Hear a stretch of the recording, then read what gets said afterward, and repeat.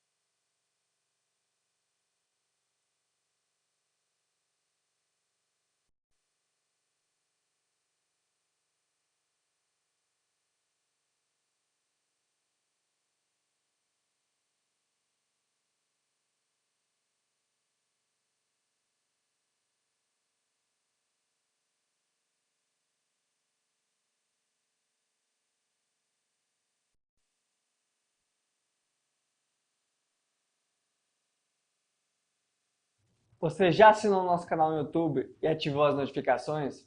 Ainda não? Então faça agora mesmo. Ao fazer isso, você receberá o melhor conteúdo para concursos, as melhores aulas, as melhores dicas, as melhores entrevistas, tudo para encurtar o seu tempo de preparação até a nomeação de maneira gratuita. Então fique por dentro assinando o nosso canal. Boa aula para você, bom evento e conte sempre conosco.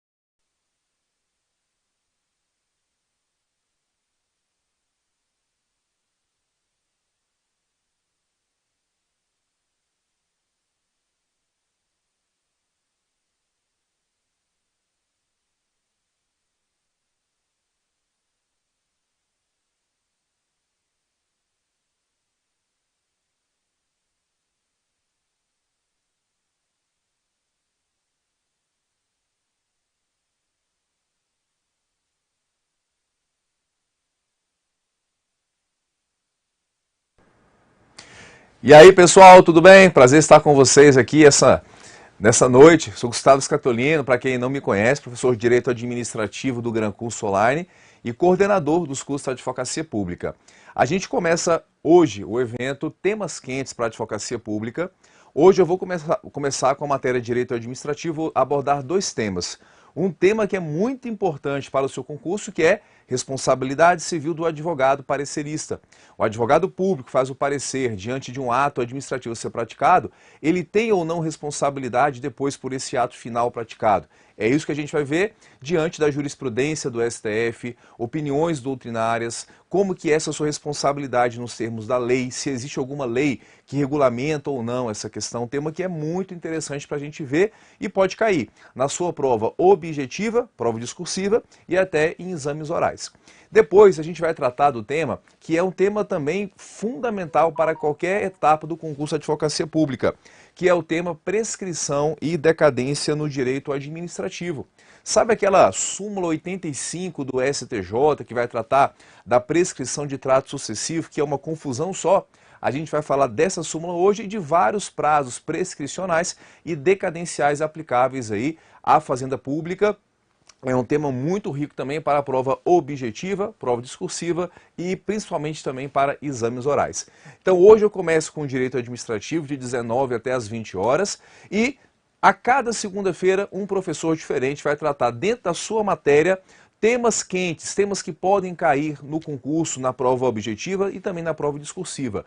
São temas que são temas jurisprudência avançada, questões polêmicas, temas clássicos que a gente vê em sala de aula, mas a gente necessita de aprofundar um pouco mais. Por exemplo, o tema que a gente fala na aula de constitucional, que é o tema, por exemplo, classificação das normas constitucionais, que é um tema batido, é um tema clássico, mas ele tem tendência a sempre se repetir em prova discursiva. Então, é importante que você tenha um momento individualizado aqui com a gente, para que a gente possa trazer para você pontos complementares no tema que eu falei de classificação das normas constitucionais, para você já ter o seu material de estudo, para você pegar aquele material e aplicar na prova discursiva. Então, toda segunda-feira, 19 horas, cada professor vai trazer os seus temas quentes da sua matéria, tudo bem? E hoje a gente vai ter ainda às 20 horas, acabando aqui, a gente já inaugura a nova aula, que vai ser a análise pré-edital da PGM São Paulo. Provavelmente é o próximo grande concurso da advocacia pública. PGM São Paulo tem mais de 570 cargos, dos quais 170 já estão vagos. E a gente vai fazer uma análise do edital anterior, o que pode ser de novidade no próximo eventual edital. E a gente já fazer um pente fino na prova, como que foi a prova anterior, foi mais em lei, foi mais jurisprudência, como que foi. Então a gente vai às 20 horas fazer essa análise, tá bem?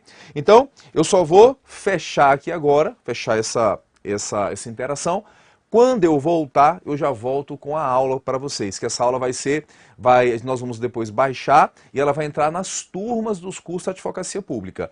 Todo o curso de advocacia pública terá o módulo Temas Quentes. Aí vai ter direito administrativo com temas quentes, direito constitucional, tributário, financeiro. A gente vai baixar essa aula aqui depois para você poder assistir para quem está inscrito nas turmas da Advocacia Pública do Gran Curso Online, tá bem? Então, pessoal, pode fechar aí e a gente começar. Volta em 20 segundos, tá bem?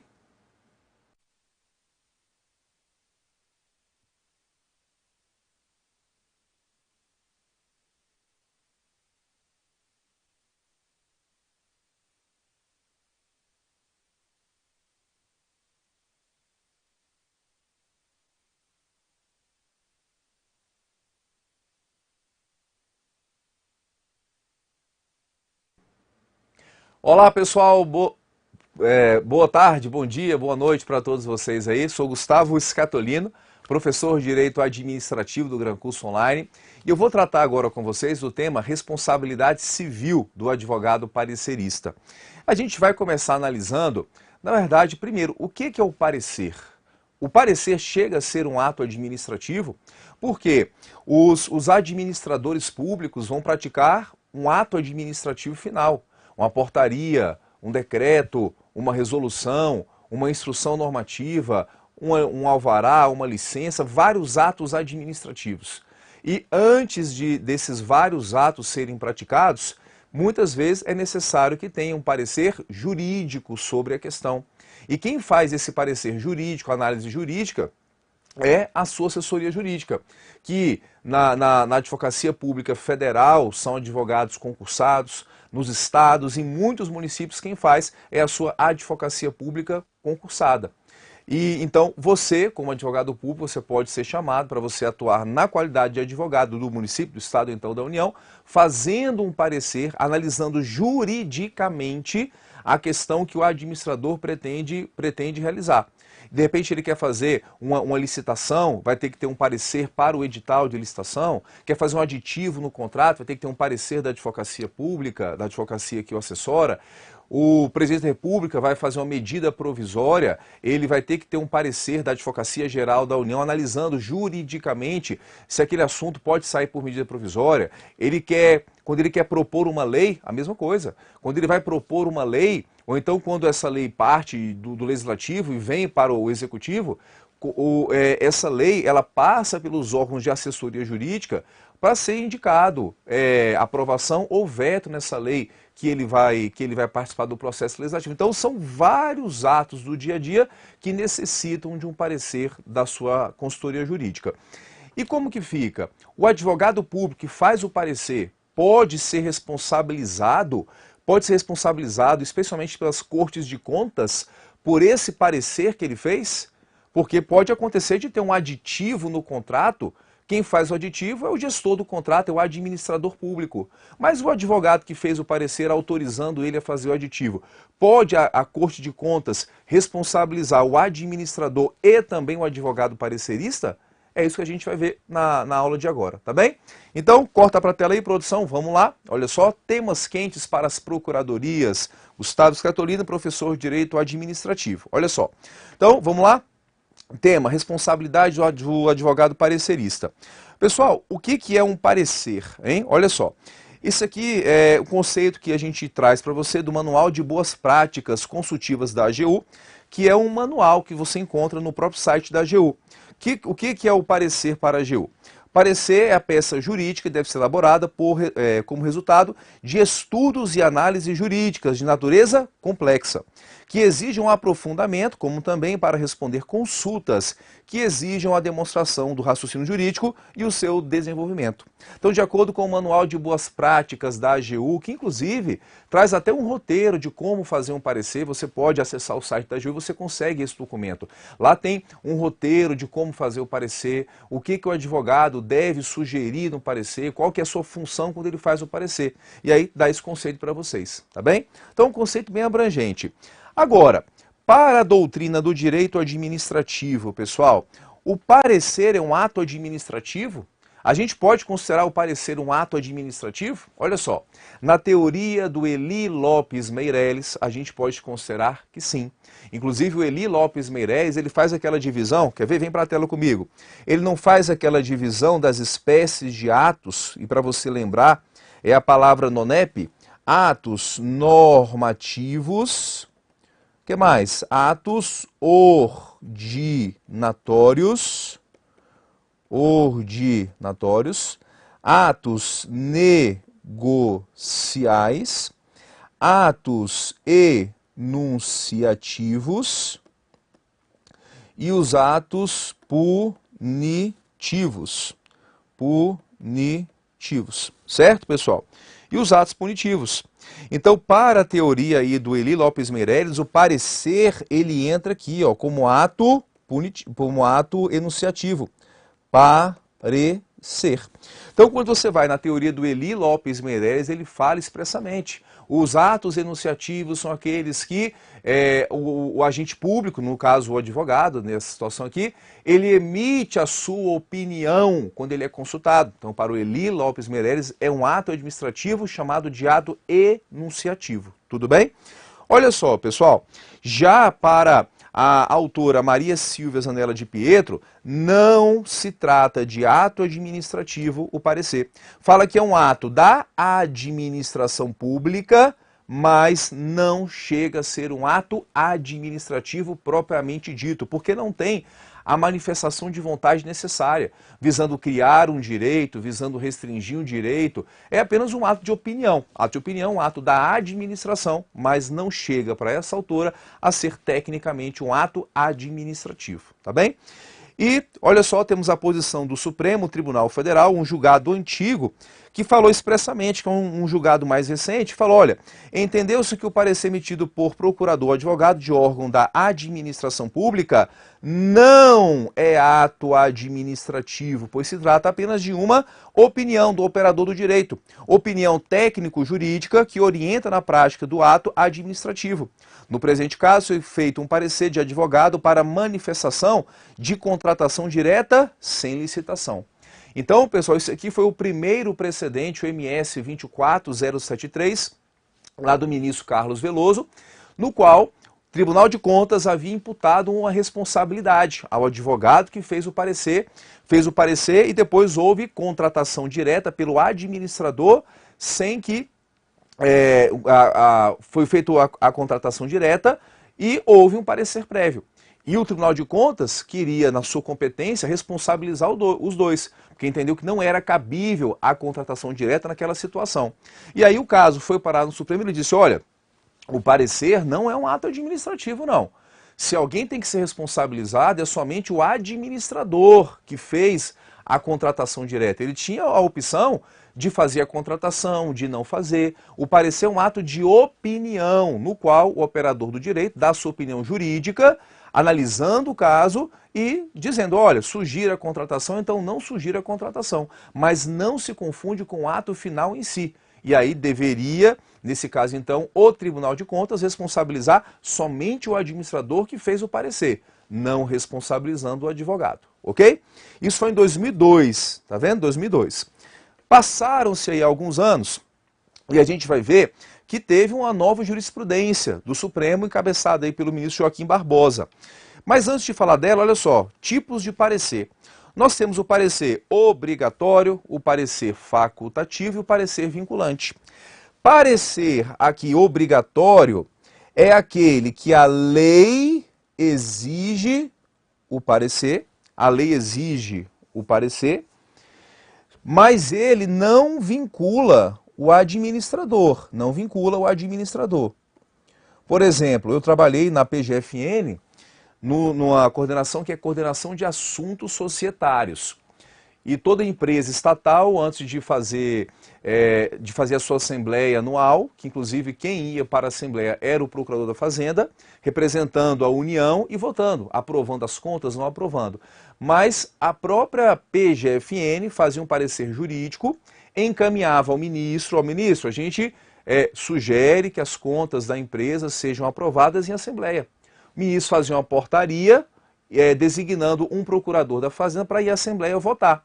Mas ali era um parecer obrigatório. Por quê? Porque era obrigatório que tivesse um parecer não só da PGFN, um parecer jurídico, e também um parecer do Tesouro, parecer técnico sobre a questão.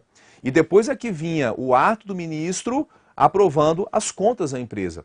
Nesse caso, então, era obrigatório porque a lei exige aquela manifestação jurídica, mas o ministro poderia falar assim, olha, apesar da PGFN falar que não é para aprovar as contas, eu vou aprovar. Ele poderia discordar daquela posição.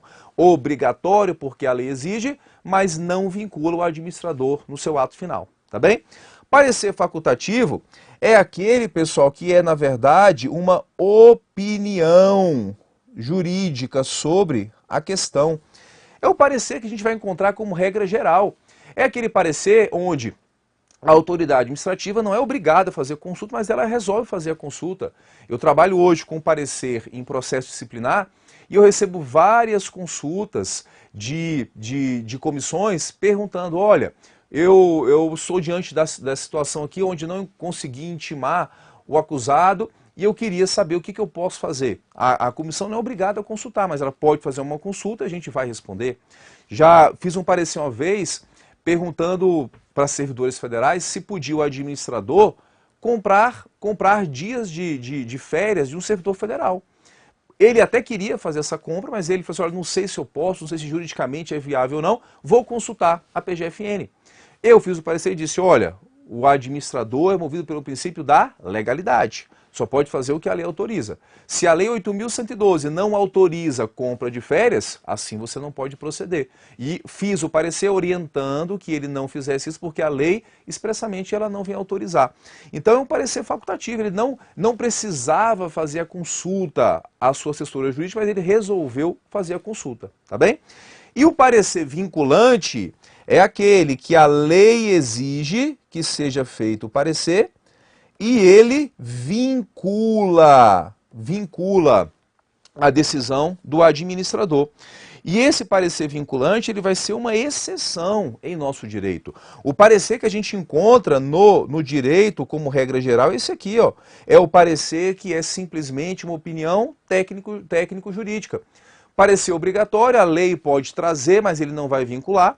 Parecer vinculante, a lei exige que tenha a manifestação do parecerista e ainda, no caso, vincula a decisão do administrador. O administrador não pode tomar uma decisão diferente daquela que foi colocada no parecer quando ele tem natureza vinculante, tá bem? Olha só que interessante esse conceito do Diógenes Gasparini sobre o parecer vinculante. Olha só, o parecer vinculante é no mínimo estranho, pois se a autoridade competente para decidir há de observar suas conclusões, ele deixa de ser o parecer que é meramente opinião para ser uma decisão.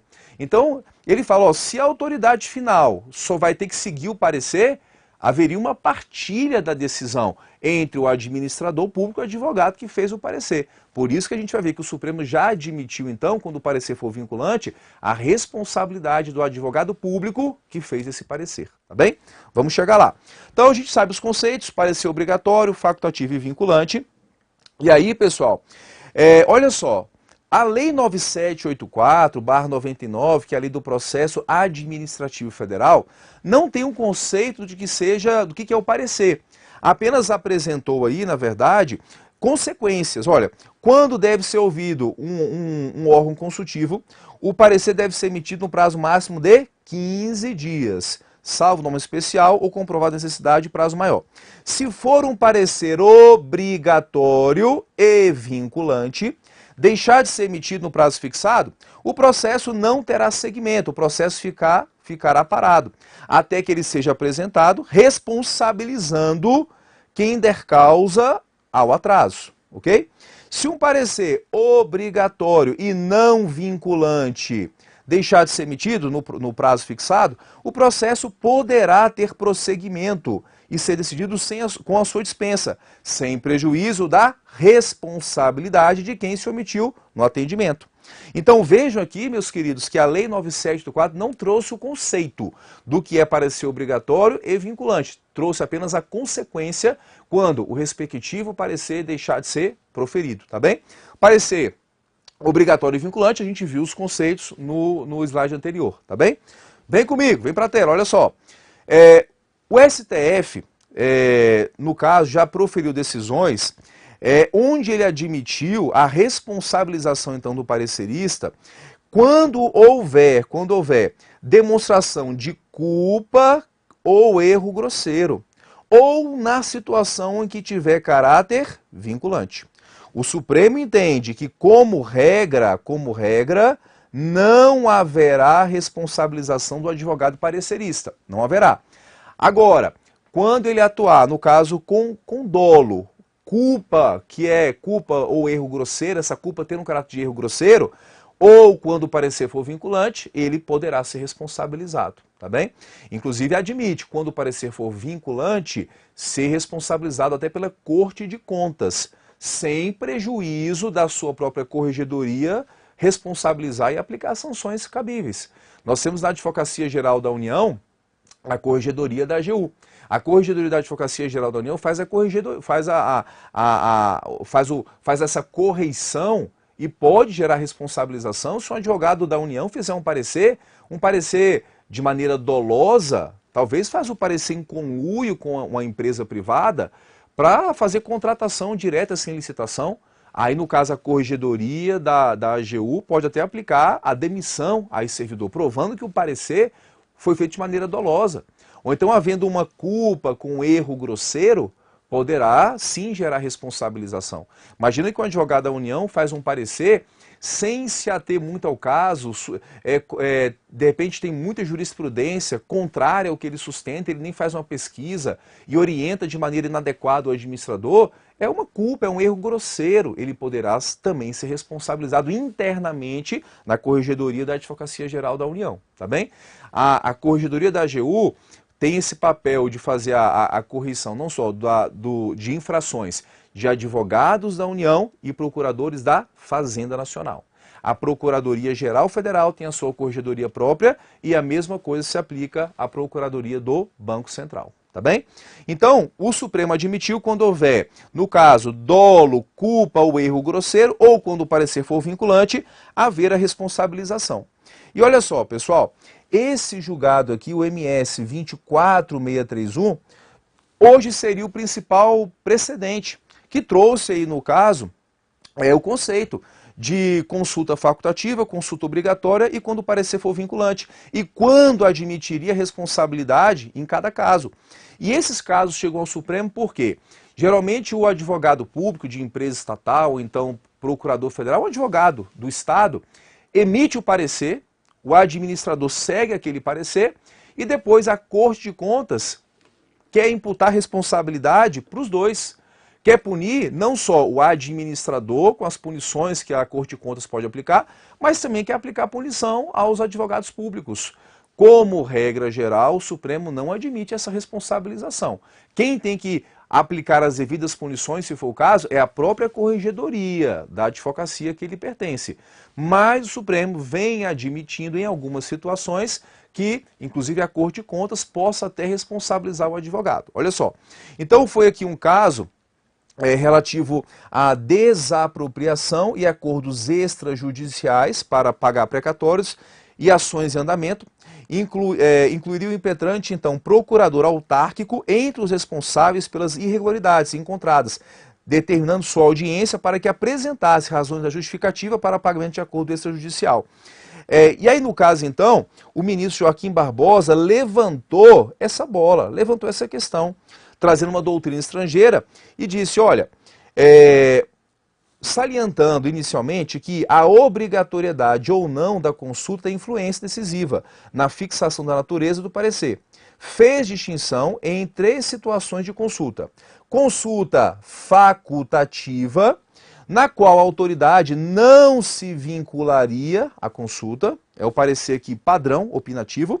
Consulta obrigatória, na qual a autoridade ficaria obrigada a realizar o ato tal qual submetido à consulta, com parecer favorável ou não, podendo agir de forma diversa, desde que tenha um novo parecer de outra pessoa sobre aquela consulta.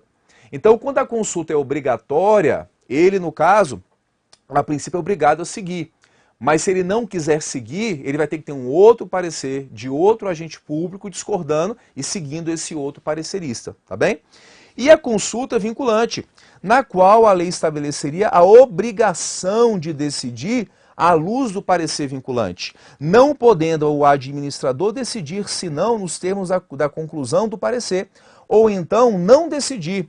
Ressaltou-se que nesta última hipótese, que é o parecer vinculante, haveria um efetivo compartilhamento do poder administrativo de decisão, razão pela qual, em princípio, o parecerista poderia vir a ter que responder conjuntamente com o administrador. Tá vendo aqui, ó? Então, esse é o caso.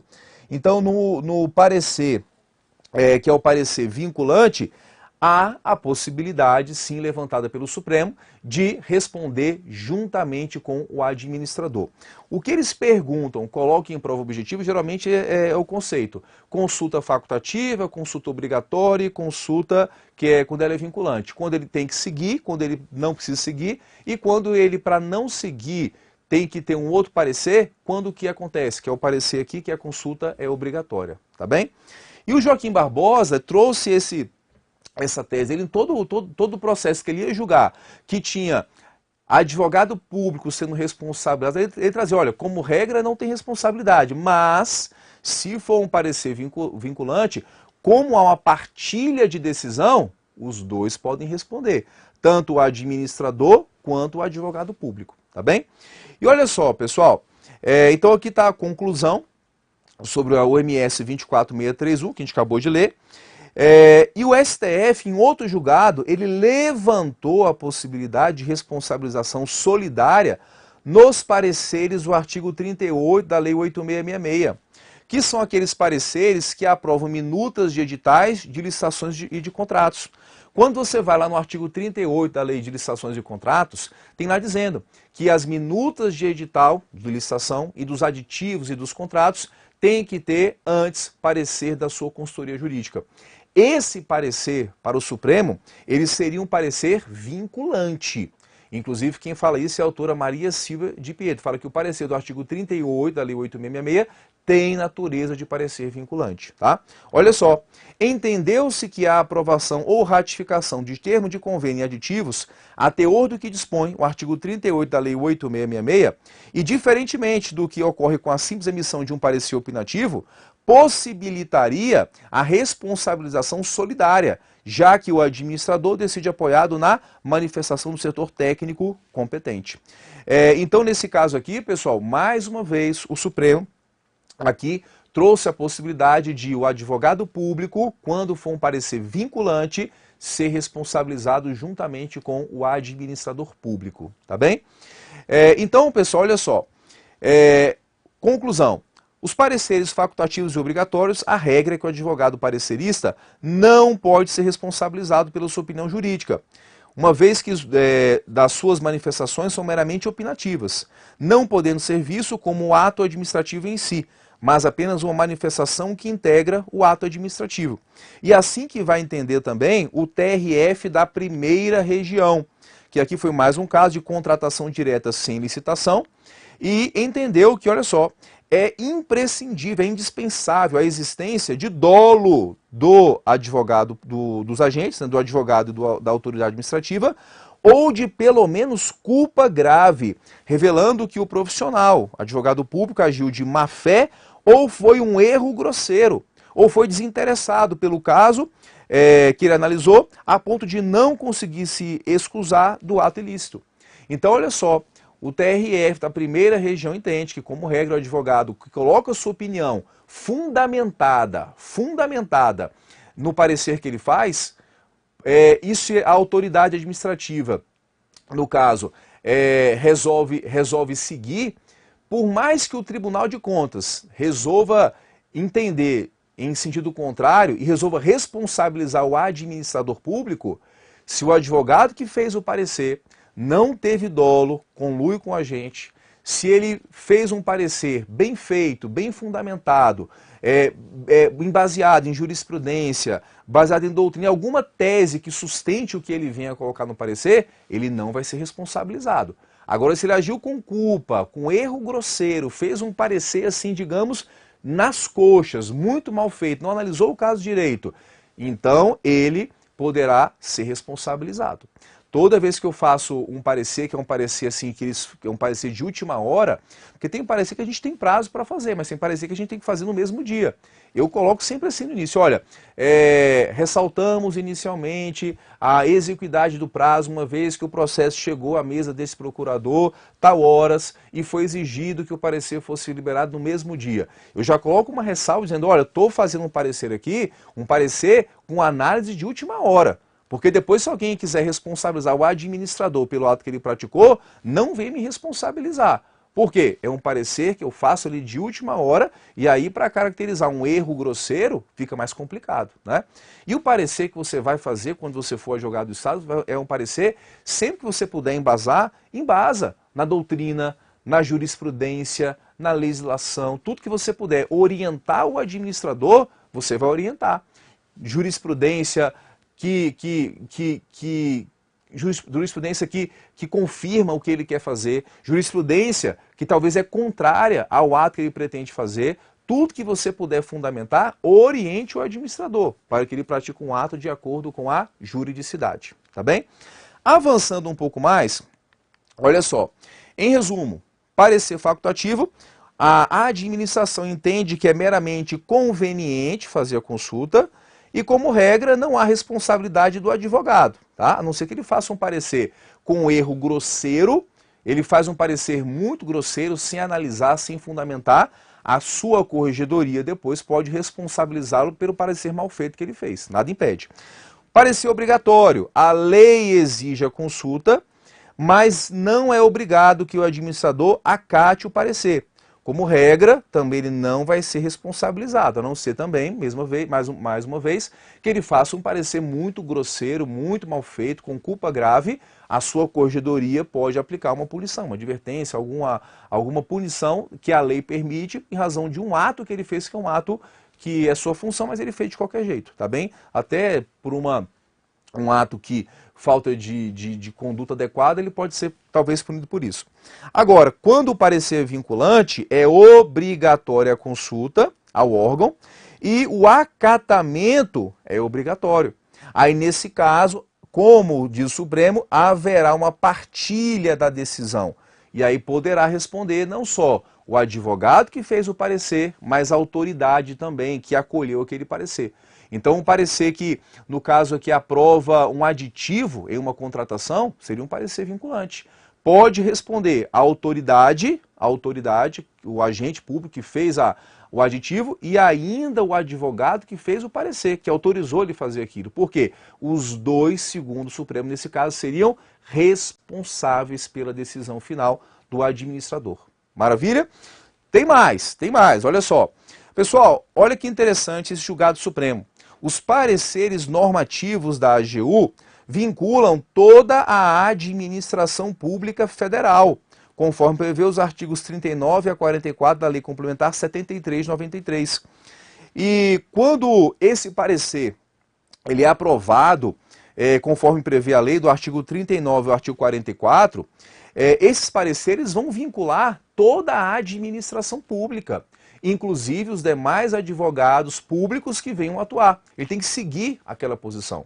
E já foi admitida a responsabilidade de um advogado público que não seguiu um parecer vinculante assinado pelo advogado-geral da União e assinado pelo presidente da República, tá bem? Olha só o julgado. Foi instaurado contra procurador da União processo disciplinar para apurar indícios de que havia violado seus deveres funcionais, ao exarar reiteradamente pareceres jurídicos que confrontam pareceres normativos vinculantes da AGU, o que foi questionado pela Corregedoria da Advocacia Geral da União. Isso posto, buscou-se, mediante a impetração de mandado de segurança, o trancamento do PAD. Nesse contexto, a seção, ao prosseguir o julgamento, por maioria, denegou a segurança, pois entendeu que os pareceres do advogado-geral da União vinculam a administração e que os deveres dos advogados da União expressamente consta a vedação de contrariar súmula de parecer normativo ou orientação técnica adotada por aquele advogado-geral. Então, se um advogado da União faz um outro parecer contrariando parecer já emitido pelo advogado-geral da União, Se ele faz isso de maneira dolosa, maneira com culpa grave, ele pode sim ser responsabilizado. Veja que aqui houve a abertura de um PAD contra ele para apurar o seu dolo ou então a sua culpa nesse ato, já que, lembrando aqui, que os agentes públicos podem ser responsabilizados por dolo ou por culpa na sua função administrativa. Ele tentou trancar o PAD com mandado de segurança e o Supremo não, o STJ não admitiu. Disse, olha, se ele fez um parecer contrário, tem que apurar. Trancar o PAD nesse início aqui é muito prematuro. Tudo bem? Tem mais, olha só. Como é que fica a responsabilidade aí, pessoal, do advogado na legislação? A Constituição fala o seguinte, artigo 133, fala que o advogado é indispensável à administração da justiça, sendo inviolável por seus atos e manifestações no exercício da profissão nos termos da lei. Então olha só que interessante, em uma prova discursiva que você venha fazer, eu sugiro você começar a sua prova já trazendo um artigo da Constituição, dizendo, olha, segundo o artigo 133 da Constituição, o advogado, que se inclui você, público, é inviolável por suas opiniões, por suas manifestações, nos termos da lei, certo? E você vai trazer também o Código de Processo Civil. O Código de Processo Civil, o novo CPC, assim chamamos, né? Trouxe expressamente a responsabilidade do advogado público quando atua no processo. E é um tipo de responsabilidade que hoje é idêntica à responsabilidade dos magistrados, do membro do Ministério Público, dos defensores públicos, é a mesma dos advogados públicos, que só vão ser responsabilizados por atos processuais quando agirem com dolo ou então com fraude. Veja que nos termos do CPC, advogado público, assim como o juiz, não tem responsabilidade quando age com culpa, tá vendo? Então a gente não tem nenhuma decisão do Supremo posterior ao novo Código de Processo Civil. Porque o novo CPC fala, o advogado só será responsabilizado quando agir com dolo ou fraude, não tem responsabilidade pela culpa. Olha só, artigo 184 do CPC, o membro da advocacia pública será civil e regressivamente responsável quando agir com dolo ou fraude no exercício das suas funções. Então, se você for invocar o CPC, o advogado não responde por mera culpa, ele só responde quando agir com dolo. Então, se ele quiser fazer um parecer com a posição que ele quiser colocar, se ele não fez de maneira dolosa, então com fraude, ele tem total imunidade na sua manifestação, principalmente dentro de um processo judicial. Tá bem? Você pode até invocar isso aqui e trazer para a responsabilidade administrativa também, embora seja regra do CPC. E a divergência doutrinária, alguns entendem que essa responsabilidade fixada no CPC só vale para o processo judicial e outros entendem que ela deve ser também levantada e arrastada para a responsabilidade administrativa. Então, como eu falei, se você for seguir o CPC e trazer ele para a responsabilidade administrativa, o advogado só responde por dolo ou fraude, não responde nem pela culpa. Tudo bem? Maravilha? Avançando aí um pouquinho mais, pessoal, olha só. Tivemos aí, se você não viu essa alteração, que é importante para o seu concurso, a alteração na Lei de Introdução ao Código Civil, a famosa LINDB. Trouxe a LINDB um tipo de interpretação para quando vai haver ou não responsabilidade dos agentes públicos de um modo geral. Olha só, artigo 28 da LINDB. O agente público responderá pessoalmente por suas decisões ou opiniões técnicas. Em que situação? Em caso de dolo ou erro grosseiro. Então veja que aqui sim já é uma responsabilidade mais para nível administrativo. Para responsabilidade administrativa, fora ali do CPC, a LINDB já admite responsabilizar os agentes quando houver dolo ou houver erro grosseiro. E aqui não responderia pela simples culpa. Então aqui, pessoal, foi para amenizar um pouco a responsabilidade dos agentes, porque o agente público que faz uma contratação direta, o advogado que faz o parecer, de um modo geral, todos vão atuar sempre com medo. Poxa, mas e se eu sem ter dolo, sem ter erro grosseiro, por mero descuido, por uma culpa leve, digamos assim, praticar o ato errado e o TCU discordar, depois eu vou ser penalizado. E é penalizado com multa, e a multa lá é pesada. Então, essa alteração na LINDB foi para relativizar um pouco a responsabilização dos agentes, para que eles só respondam quando houver o quê? Dolo ou então um erro muito grosseiro. Aí sim ele poderá ser responsabilizado. Isso foi muito bom, porque dá mais liberdade para quem quer atuar, para quem quer fazer coisa boa, e atuar sem ficar com tanto medo assim, de ele dar a sua opinião, o Tribunal de Contas discordar e ele ser responsabilizado pelo Tribunal de Contas só porque ele não concordou com a sua posição.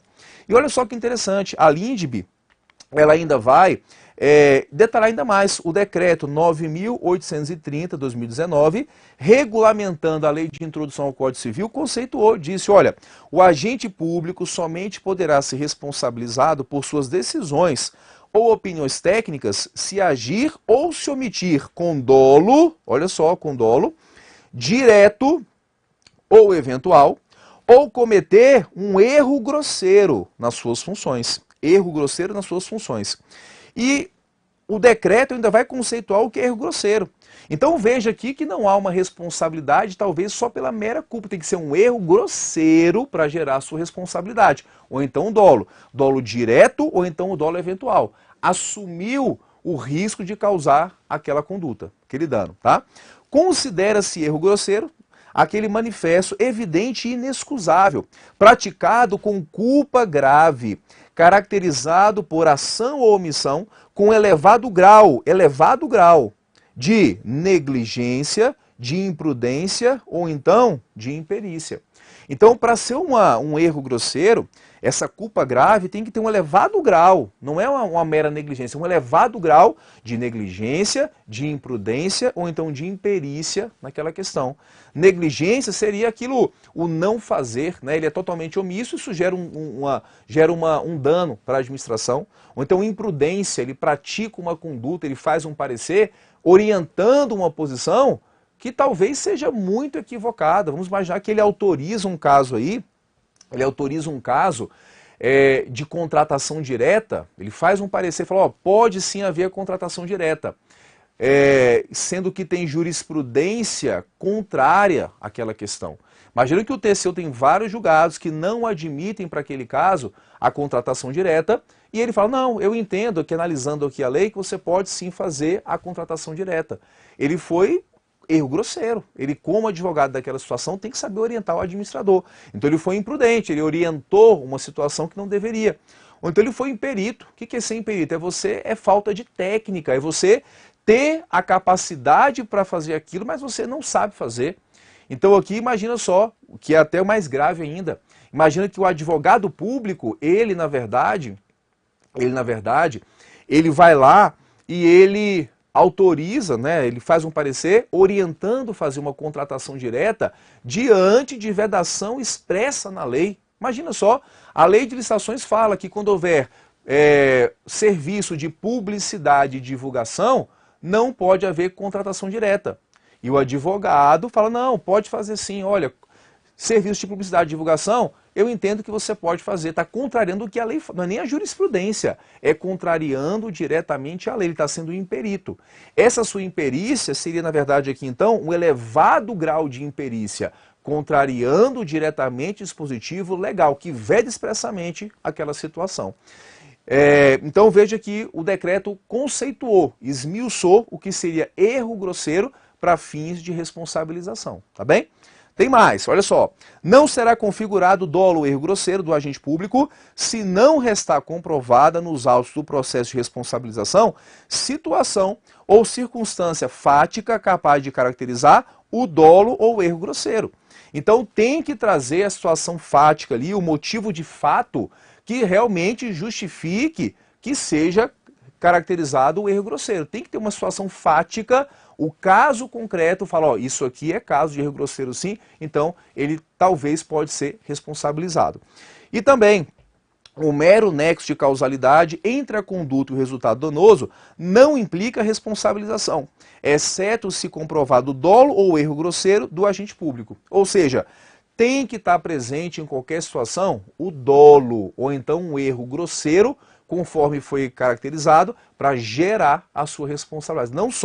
Não é só o nexo causal, é o dolo ou a culpa grave para gerar a sua responsabilização, tá bem? Olha só, o decreto ainda fala: a complexidade da matéria e das atribuições exercidas pelo agente público serão consideradas em eventual responsabilização do agente público. Aqui seria, então, no caso, a dosimetria. Olha, se a matéria for muito complexa, nesse caso aqui, as atribuições que você exerce, tudo isso é levado em consideração antes de gerar a sua responsabilização. Então vamos imaginar que é um parecer jurídico perguntando se pode fazer contratação direta em um caso de empresa internacional, algo que é inusitado na administração. Não é aquele feijão com arroz, é uma novidade, isso nunca ninguém viu, não se sabe como se tratar muito bem, e é um caso complexo. Diante dessa complexidade toda, é levado em consideração para analisar se houve erro grosseiro ou se não houve. Tá? Analisa a situação para verificar se houve erro grosseiro ou não. Tá bem? O montante do dano ao erário, ainda que expressivo, não poderá, por si só, ser elemento para caracterizar o erro grosseiro ou dolo. Mais uma vez aí está atenuando, não é só a questão de dano ao erário. O fundamental é analisar. Naquele caso, houve dolo, houve um erro grosseiro, não é o valor que vai dizer, é a atuação do agente que vai dizer se é erro grosseiro ou não, para imputar a responsabilidade a ele, tá bem? Outro, a responsabilização pela opinião técnica não se estende de forma automática ao decisor que a adotou como fundamento de decidir, e somente se configurará, se estiverem presentes, elementos suficientes para o decisor aferir o dolo ou erro grosseiro da opinião técnica, ou se houver conluio entre os agentes. Então veja que aqui, pessoal, está separando a figura dos dois. Está dizendo, olha, quem dá a opinião através de um parecer, seja um parecer técnico ou jurídico, está separando o ato que ele pratica da decisão do administrador. Porque fala assim, ó, não se estende de forma automática ao decisor. Então o fato do advogado fazer um parecer, por mais que ele tenha um erro muito grosseiro, ou então tenha dolo, eu não vou levar esse dolo para o gestor que fez o ato posterior. Eu vou analisar separadamente, tá bem? A não ser que haja realmente conluio entre os dois, eu imputo para os dois. Mas o fato de um ser responsabilizado não gera automaticamente a responsabilização do outro. Fechou?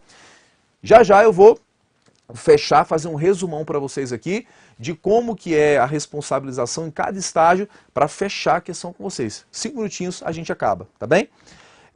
Responsabilização em relação hierárquica. No exercício do poder hierárquico, só responderá por culpa invigilando aquele cuja omissão caracterizar erro grosseiro ou dolo. O disposto nesse artigo não exime o agente público de atuar de forma diligente e eficiente no cumprimento dos seus deveres constitucionais e legais. Então, olha só, pessoal, aqui está dizendo o seguinte, ó, quando houver uma relação hierarquizada, só vai haver responsabilidade pela culpa invigilando, né, da pessoa que vocês têm o dever de você fazer o controle, se houver um erro grosseiro ou então houver dolo. Então o fato de eu assinar um parecer, que acontece muito, o advogado faz o parecer, aí de repente o coordenador assina junto com ele e uma autoridade mais elevada também assinam 3. Isso acontece muito em licitações e contratos, e nos pareceres em geral. Está dizendo, olha, o fato do advogado, o advogado faz o parecer, ele assina, encaminha para o seu coordenador assinar juntamente com ele. Se esse coordenador tem relação de hierarquia com esse agente público, o fato de responsabilizar o advogado, porque ele agiu com erro grosseiro, eu não vou responsabilizar o seu superior que assinou junto com ele, não. Tem que provar que o superior também agiu com erro grosseiro, agiu com dolo, para que ele seja responsabilizado. Porque a gente sabe que no dia a dia da administração pública, muitas vezes, quem assina um parecer em conjunto não tem condição de verificar em detalhes a situação. Ele analisa o parecer, analisa o que ele colocou, mas muitas vezes ele não vai ler o processo todinho. Pega um processo disciplinar, um PAD, ele tem fácil 1000 páginas. O advogado que fez o parecer, ele que escreveu, ele vai analisar, vai ler o PAD todo. Agora, a autoridade que assinou juntamente com ele, o seu coordenador, o seu superior, se for o caso, vai assinar lendo só o parecer. Então eu não posso imputar para quem assinou o parecer juntamente com ele a responsabilidade. A não ser que realmente ele assinou, tinha lá um erro muito grosseiro e ele não viu, e aí eu posso pensar em responsabilizá-lo. Mas como regra geral, a responsabilidade será só daquele que fez o parecer mesmo, tá bem? Quem assinou juntamente com ele, era seu superior, como regra, não terá responsabilidade. Maravilha? Então, pessoal, resumindo aqui a ideia com vocês. A posição inicial do STF, lá em 2002, o ministro Carlos Veloso disse, olha, o parecer não é um ato administrativo, o advogado não pode ser responsabilizado em qualquer situação. Em 2007, MS 24631, Joaquim Barbosa, começou a trazer a responsabilidade do advogado parecerista, principalmente quando fosse o parecer vinculante, pois haveria uma partilha de decisão. No caso, o advogado que faz o parecer e a autoridade que pratica o ato, os dois praticariam juntos o ato e os dois teriam responsabilidade, tá bem? Tivemos depois, em 2015, o novo CPC, trazendo a responsabilidade expressa do advogado público, que no processo judicial só responderia com dolo ou fraude, não responde por culpa no processo judicial. Você pode até trazer isso para o processo administrativo, para a via administrativa, e dizer, olha, o novo CPC inclusive fala que o advogado só responde por dolo ou fraude, não responde por culpa, tá bem? Tivemos em 2019 a lei de introdução ao Código Civil sendo alterada para amenizar ainda mais as decisões que imputassem responsabilidades a agentes públicos, dizendo, olha, o agente só responderá quando agir com dolo ou então com erro grosseiro.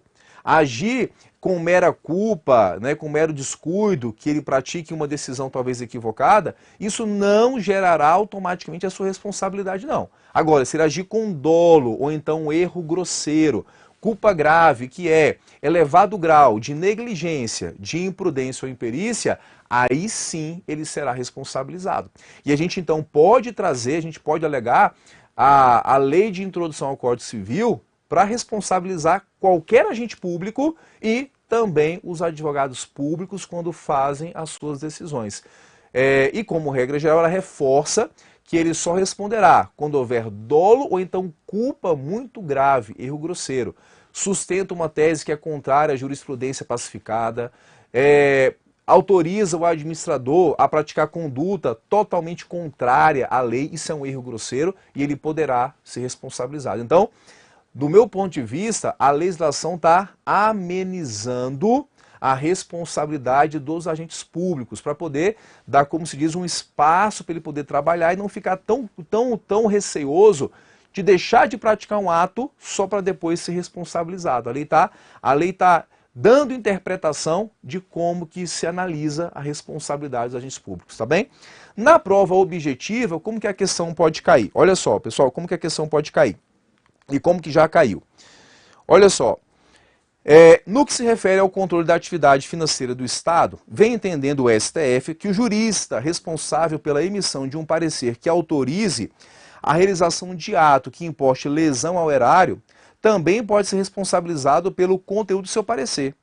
Assim, ainda que a consulta ao parecerista seja facultativa, a autoridade administrativa vincula-se ao emitir o ato tal como foi submetido à consultoria, com o parecer favorável ou contrário, tornando o parecerista também responsável pelo ato, pois somente poderia praticá-lo de forma diversa da apresentada à consultoria se o submetesse a novo parecer.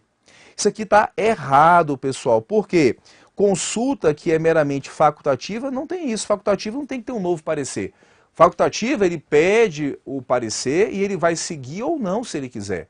No parecer obrigatório, que a gente viu do acórdão, é que ele vai ter que seguir. Caso ele não queira seguir, ele tem que ter um novo parecer para seguir a decisão do novo parecer. Tá bem? Então, errada a questão.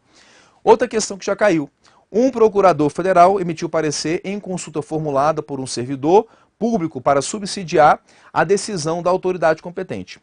Nessa situação, se a decisão da autoridade que seguiu as diretrizes apontadas pelo parecer não for considerada como a correta pelo TCU e, em consequência disso, houver dano ao patrimônio público, então haverá responsabilidade civil do parecerista. Aqui, pessoal, está errado, porque, segundo o TCU, só haverá também a responsabilização em caso de erro grave, inexcusável, ou de ato ou omissão praticado com culpa grosseira.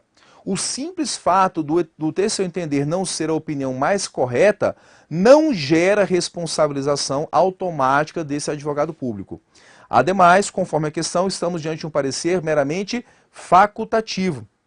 A questão não falou que era parecer vinculante, então, como regra geral, parecer facultativo é o que é proferido no dia a dia pelos advogados públicos, tá bem? Pessoal, então, fechamos aqui o nosso primeiro tema de hoje, que é o tema quente, que foi o tema responsabilidade do advogado público parecerista. Na aula de hoje tivemos toda a fundamentação constitucional, legal e jurisprudencial para que você possa formular o seu parecer, fazer a sua questão e tirar um 10 na sua prova. Maravilha? Ficamos aqui e até o próximo encontro. Bota aqui no...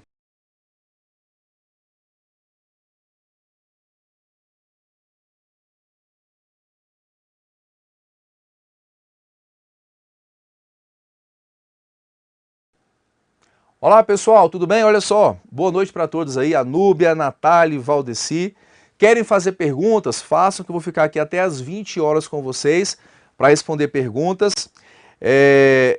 A nossa ideia hoje era tratar ainda de um outro tema que é prescrição e decadência no direito administrativo, mas o tema de hoje é um tema que a gente tratou da responsabilidade do advogado parecerista, é um tema muito rico para nós, tem muita informação.